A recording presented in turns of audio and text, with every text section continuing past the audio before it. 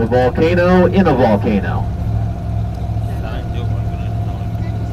After Mount Mazama had its climactic eruption and fell into the ground, still the volcano wasn't quite finished yet.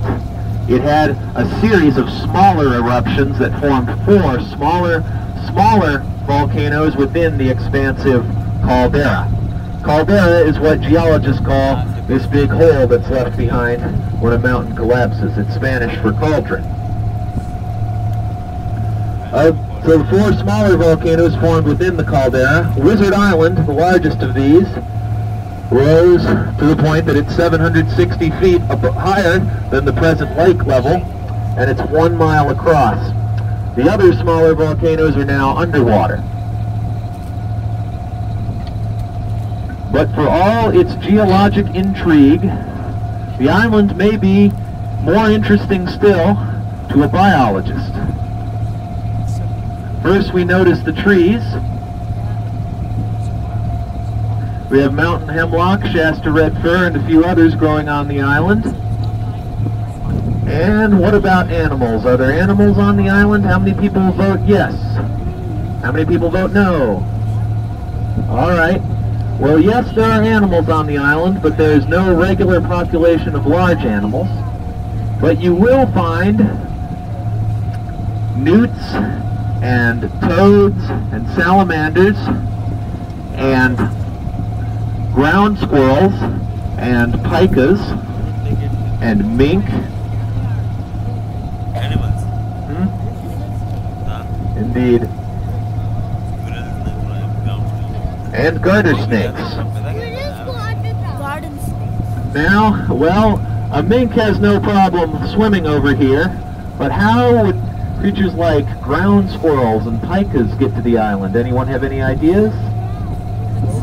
Okay, dropped by an eagle's one idea. Any other ideas?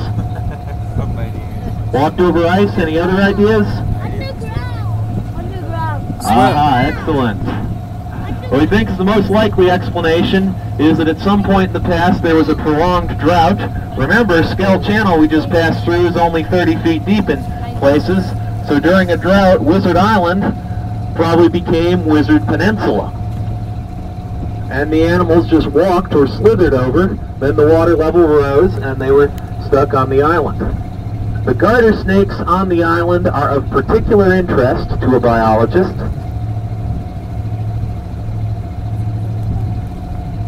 Most garter snakes in the world, and the ones in the rest of the park, are black with bright yellow stripes.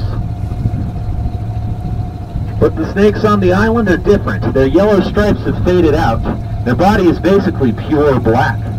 How might that have happened? Well, we think that the garter snakes that came to the island in the past looked the same as the ones in the rest of the park, black with bright yellow stripes, but against the dark rocks, especially before there was as much tree cover, the yellow stripes stood out like signal flares. And birds of prey swooped down from above, snatched up the garter snakes, and ate them. But then some snakes were born as mutants, with their stripes faded out, basically pure black.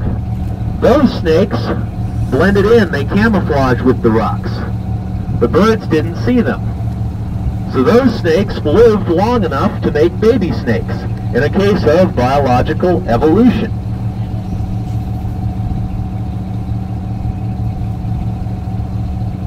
Boats, where we store these boats in the winter. Of course, these tour boats came in to the caldera in 2003. A helicopter brought them in, and now they stay down here all year.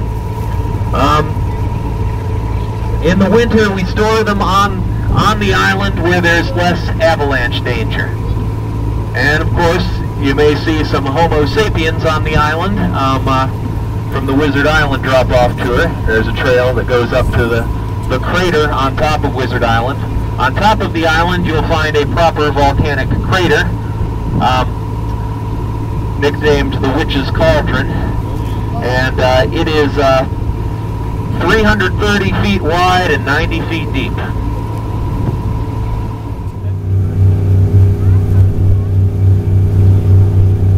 So blue. Wait, but we just saw it's not so blue everywhere. Some of the shallow parts, it appears sort of green. That might give us a clue. White light from the sun contains the full spectrum, the full rainbow of colors. As the light penetrates down into water, the different colors, different wavelengths, make it to different depths before the water absorbs them.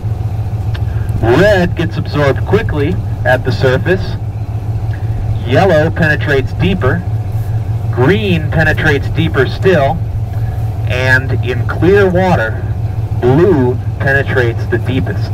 Goes to great depths where it is eventually scattered and reflected back towards our eyes.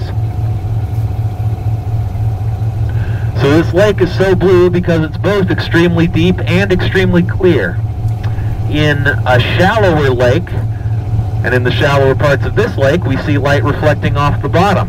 In a lake with more stuff floating in it, mud, silt, oil, what have you, once again, there's more there to reflect those other colors back towards our eyes. Quakes.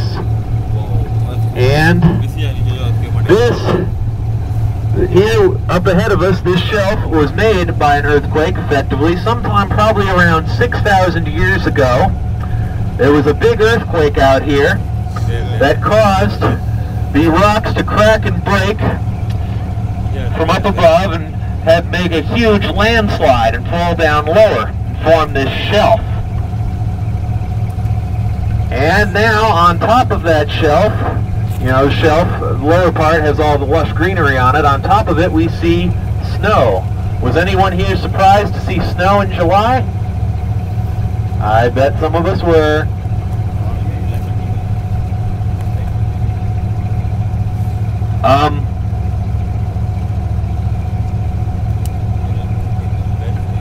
We get a lot of snow up here. In fact, this is one of the snowiest inhabited places in the United States. We get an average of 44 feet of snow a year. Between October and May, it's one blizzard after another. There'll typically be about 12 feet of snow up on the ground in Rim Village in January. And an enormous amount of snow piles up on top of this shelf. And then throughout the year it slowly melts and creates waterfalls. And it travels through these rocks having been broken up by the avalanche. There's more space for water to travel than there is in most of the caldera. And it's not quite as steep as a lot of places, so as we can see there's more bushes and greenery growing. And every once in a while we see deer down here. They get lured in by all the good lush green stuff to munch on.